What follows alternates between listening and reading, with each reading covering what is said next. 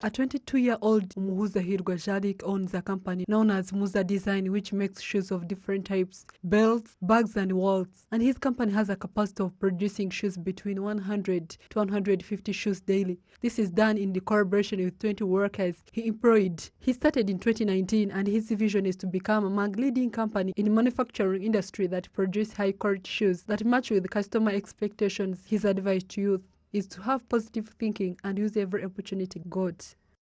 Youth unemployment is highlighted in Rwanda. The government and other institutions has put some effort, but more needs to be done by youth themselves to create their better future.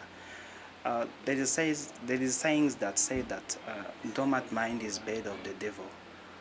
As youth, we always have to think positive, try to explore and seize every opportunities. Without having those thoughts that there is no job, and here we are, the one who are to create it. Nije na Theophil and Muhawenimana Albertino were trained by Muza Design, who are now among 20 workers in this company. They noted that this opportunity helped them to improve their standards of living, and they also encourage youth to be innovative, which will help them in fighting unemployment. I've been working since 2020 until now. Before working here, I used to ask everything, almost everything, my parents. Right now, I do everything on my own. At the end of this contract, because it is going to end maybe next month, I've planned to start my own thing, my own company, because I've already finished my high school, but I didn't go in university because I lost bursary, but I'm planning to pay for myself because of this job. It is mostly caused by the feeling that you cannot do certain job because it is cheap, but the job that gives you money can never be cheap. And because of this job, there are things that I cannot ask from my parents. Due to working in Muza Design, I can be able to get them on my own.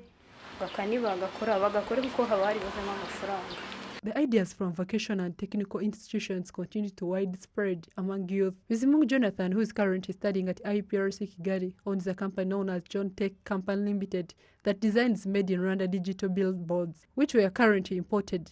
This has helped him to earn a living, but also will ease the access to billboards by Rwandans at affordable prices. Mostly people used to think that TVET school is like we go to study in TVET because we have no other choice, but that is not true.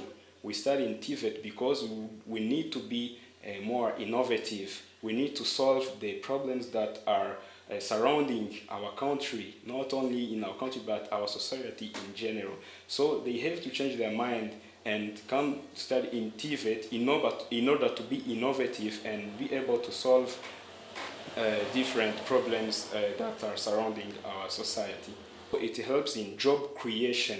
This is what I made by myself. Yes, so it helps in job creation. A survey conducted by the Ministry of Education shows that 66% of graduates are able to get jobs or create them in the first 6 months after graduating. The Minister of State in charge of ICT and TVET, Claudette Tirere, stressed out that the government is doing everything possible to increase the number of TVET schools while educating people to change the perception of such schools. People confuse these two categories, and so everyone, whenever you say please choose TVET because you have better employment opportunities and many employment opportunities, and people always think it's a vocational one because they think, oh no, it's for those that did not study, that could not continue with their education, and that's not true.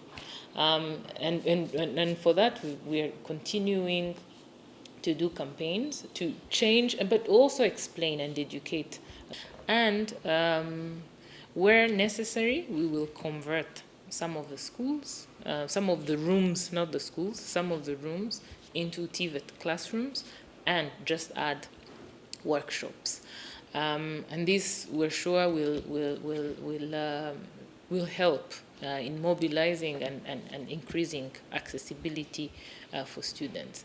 Currently, 31.9% of students attend TVET schools, and the target of the government is to reach 60% by 2024. Betty Mutoni, RTV News.